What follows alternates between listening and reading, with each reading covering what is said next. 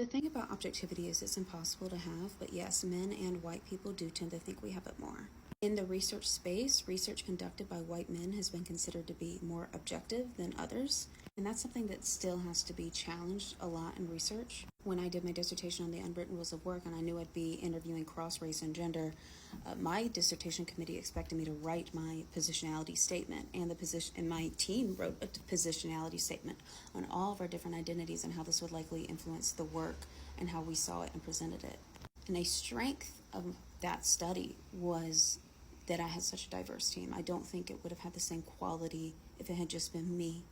And I had built into the study that after each interview, whoever did the interview had to write field notes on their own positionality, their own intersectionality, and how they think this interacted with the respondent, and be very aware of that. We took that into account as we analyzed the data.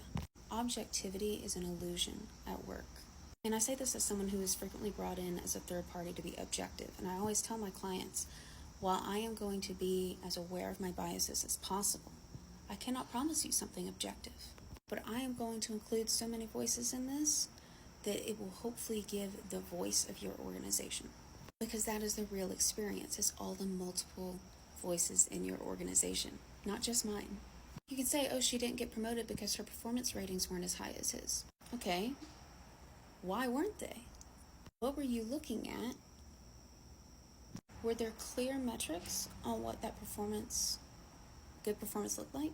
For example, in academia, it's a problem that when you're up for tenure, which is a vote among your peers, that there isn't a criteria you have to meet to get tenure. It's not that you have to have a certain amount of publications, a certain amount of presentations, a certain amount of classes, or good student evaluations. It's just if your peers perceive you've earned it. Frequently we see, and especially women of color, have to do far more of all of those things, publications, presentations, good class evaluations, to get tenure compared to their peers. I give an academia example because it's more monolithic. This can look many different ways in your organization depending on the type of work you do. So like I've been a consultant for a while, right?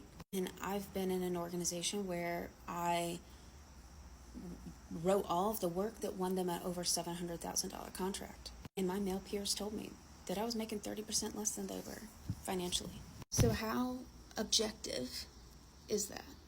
There are ways to reduce bias. I give a performance rating training or resume screening training to clients. There are ways to build performance evaluations that are rooted in job analysis and are more legally defensible as well. You can reduce bias, but you're not going to if you never admit that you are not objective.